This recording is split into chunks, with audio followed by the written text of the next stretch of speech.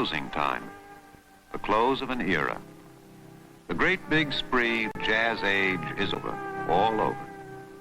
In the 1920s, the great American word was prosperity. Now the 30s have begun, and there is a new word, depression.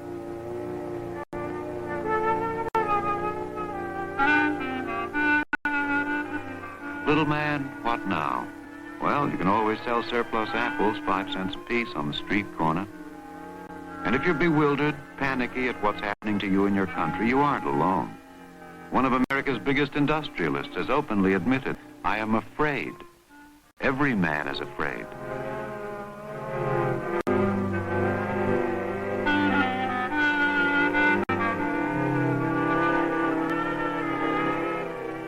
Prosperity is just around the corner, say the hopeful headlines. But around the corners wind the lengthening breadlines, and a whole new class of citizens appears in American society, the new poor. And when private charity can no longer carry the burden, states are forced to act. The New York governor, Franklin Roosevelt, is the first to supply direct emergency relief for the unemployed.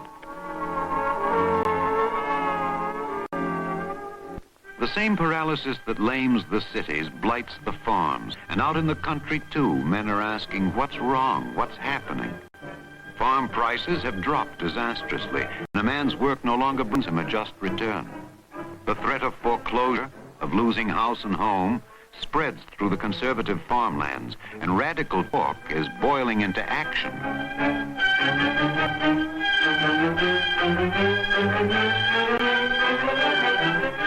In Iowa, the Farmers Holiday Association organizes to block the flow of farm product to the city in an attempt to force prices up. It is illegal action. But one farmer says, seems to me there was a tea party in Boston that was illegal too.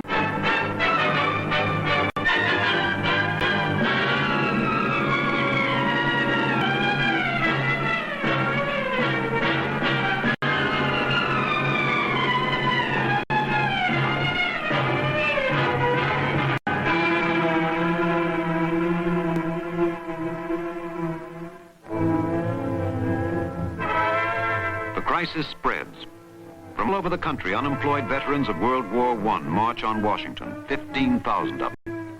They demand immediate payment of a cash bonus promised for the future. They need it now. They want it now.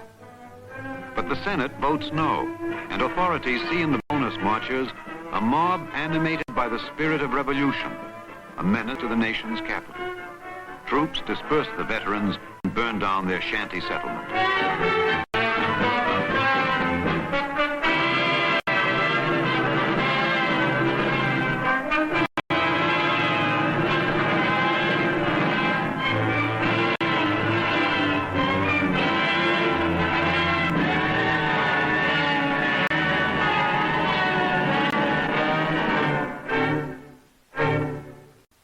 Not since the Civil War has such pressure, political, economic, social, centered on the White House. In the face of a hostile press and a divided Congress, President Hoover makes unprecedented use of government power to encourage recovery. But his fundamental faith is in the rugged individual and in private enterprise. Economic depression, he says, cannot be cured by legislative action. But the basic causes of the deepening crisis remain stubbornly obscure even to the business leaders summoned to the White House. The explanation offered by humorist Robert Benchley is as good as any. What were the primary causes of the depression, as we called it? Overproduction, maladjustment in gold distribution, overproduction, deflation, too little thyroid or Platt's disease, too much vermouth, overproduction, and by the same token, underproduction. Then, too, there was the Gulf Stream. All these helped lead to inflation, deflation, and overproduction, with a consequent depression. Many are beyond joking. A report from Detroit says men are sitting in the parks all day long, out of work, muttering to themselves.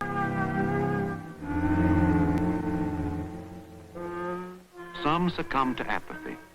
Some are swept by alarm, and bank after bank across the country is hit by panic withdrawals.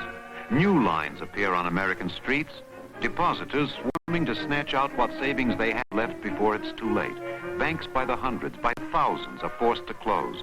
On the eve of the presidential election of 1932, the whole financial system quakes and totters.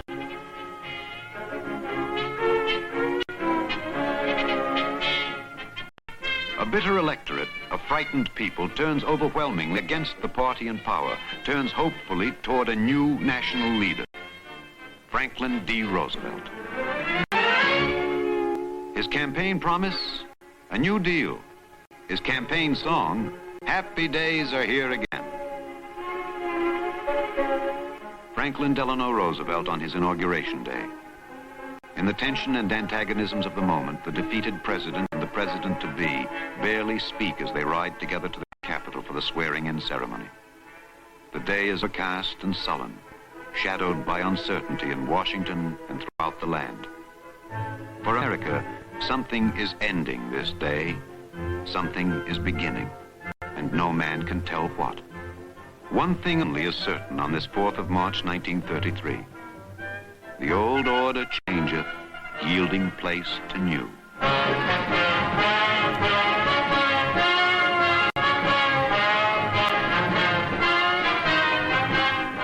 From the 32nd President of the United States in his inaugural address come words that electrify a people desperate for hope and assurance.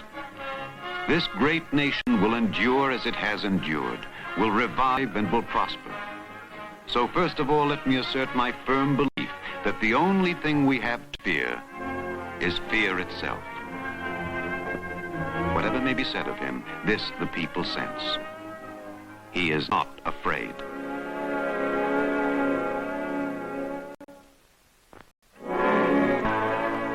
That night, the new president promptly breaks with tradition. He does not attend the inaugural ball. Instead, he launches immediately on a program of legislation and reform without precedent in American history. The New Deal begins at once. This nation, he has said, asks for action, and action now. Action begins next day, Sunday. With Secretary of the Treasury Wooden, the President orders every bank in the nation to close.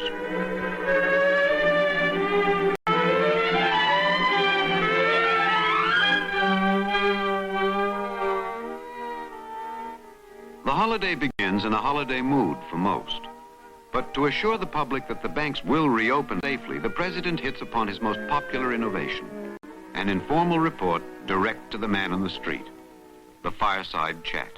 Let me make it clear that the banks will take care of, and it is my belief that hoarding during the past week has become an exceedingly unfashionable pastime. You people must have faith. You must not be stampeded by rumors or guesses.